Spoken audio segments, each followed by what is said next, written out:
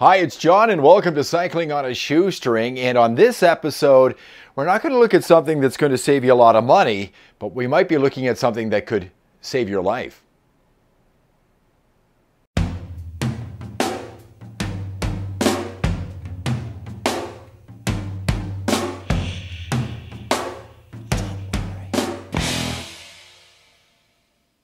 Welcome to this episode, and this time we're not going to be talking about a shoestring budget. We're going to be talking about cycling safety. And as far as I'm concerned, you really can't put a price on your safety when you're out on your bike. Anything you can do to be safe is worth it as far as I'm concerned. I recently went out and purchased the Bontrager Flare R City Tail Light. We're going to do a review on this. But first I'm going to tell you why I decided to put daytime running light on my bike after being reluctant for so many years. I've been riding for 25 or 30 years, never was too concerned about what was happening behind me. But cell phones, smartphones have really become a distraction when people are driving. I almost got run over in an intersection as a person was staring at their light as they made a left-hand turn in an intersection recently. So I started thinking maybe it's a good idea to go out and purchase something like this so that when I'm out on roads around the city and outside the city, people will see me long before they come up to me and run me over. Let's take a look at this, the Flare R City Tail Light from Bontrager. Here's the packaging as you would find it in the store. It says daytime running light on the front. It is a rechargeable product, so you can plug it into your wall, you can plug it into your computer. It doesn't take long to charge up, and I've run it down for about 3 hours or so, maybe 30 minutes, 45 minutes, it's topped right back up. Now on the other side, it does have some additional information, including this at the top, which says daytime visibility. It suggests you can see this from 0.9 kilometers away. I don't know if that's the case, but yesterday I tested out the light. I put my bike outside, flipped on the light on flash mode, and I paced off about 150 meters. It was quite easy to see from that distance. Let's open up the package, see what comes on the inside. I've zoomed in the camera some more so you can take a better look at the light. Looking at the top of it, you can see the power button right here. It says Flare R City on there. Flipping it over to either side, you've got the Bontrager logo. And in the bottom, you've got the little charging port. You can pop this little flap open.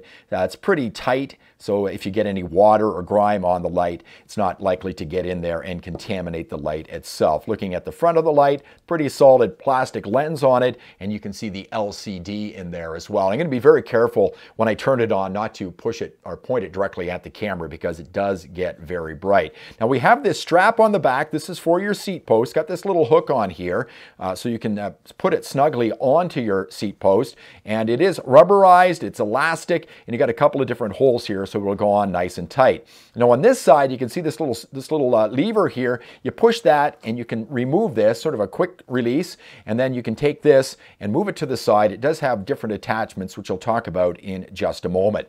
Now let's talk a little bit about the light and how it operates. It's got a couple of different modes. It's got the regular mode and it's got what's called auto brightness mode. So what I'll do right now is I'll show you the regular mode of the light. Again, being careful not to point it directly into the camera, but hit the button and it turns on in a flash mode. Hit it again, it's a flash mode, but not quite as bright. Hit it again, it's a solid mode. Hit it again, and it's not quite as bright. Now, it does have what's called an auto brightness mode. So what I'm doing is I'm holding the button on the top right now, and after 8 seconds, the light will flash. So let's wait for that to happen. There it goes. It's flashed. It's now in auto brightness mode. Now, what does that do? The light automatically adjusts its brightness for maximum visibility and battery conservation. So, meaning if you're out on a really bright day, the light will brighten so it can be seen from farther away. If you're out at night, it will dim so it extends the battery life, but you can still be seen out on the road. So let's take a look at the modes here. You hit the flash. It's got a flash mode there, and you hit it again, and it's got a solid mode. And that's it when it comes to auto brightness. Now, I'll just hit this twice again, and if you watch it when I flip it to the solid mode, you'll see it dim because it's automatically adjusting to the light, because it's pretty bright in this room. Here we go, watch. So you see the light dim. Again, that's going to help you when it comes to conserving the battery life. Now, according to the instruction manual, it says that this light on auto brightness during the daytime will run for 8 hours on flash mode, 16 hours at night. And when the light is a steady, solid light, It'll run for 3 hours during the day and 20 hours at night. So it's going to last you a pretty long time. But overall, it's a pretty clever little light. I like it. Works great. I can't say that it actually works because I haven't been run down from behind, and I've never been run down from behind, but it does give me a little bit of peace of mind when I'm out riding my bicycle.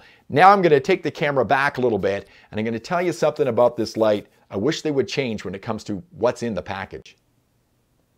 Overall, I think this is a great light. It's $49.99, so it's a little bit expensive, but again, you can't put a price on safety, so I would recommend getting the light. Now, the problem I have with Bontrager, with this particular package, is that it comes with this strap so you can hook it on the seat post of your bicycle. But what if you're somebody like me that uses one of these on their bike? Saddlebag.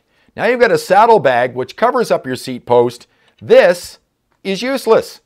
So what I had to do was I had to go out and buy one of these. This little clip cost me an extra 10 bucks so I could slip it through this little strap on the back of my saddlebag. I would suggest to Bontrager, for goodness sakes, put this in the package so that people have an option when it comes to putting it on their bike. A great light, for goodness sakes, but for goodness sakes, I don't want to spend an extra $10 for that little clip. The light's really useless to me if I buy it in the original package. Bontrager, put the clip in there and make everybody happy when it comes to your light. Thanks for watching this episode of Cycling on a Shoestring, and if this review was helpful, please give me a thumbs up and subscribe to the channel and hit the bell for notifications. If you have a product you'd like me to review or you make a product, get in touch with me at cyclingonashoestring@shaw.ca. I'll see you next time. Thanks for watching.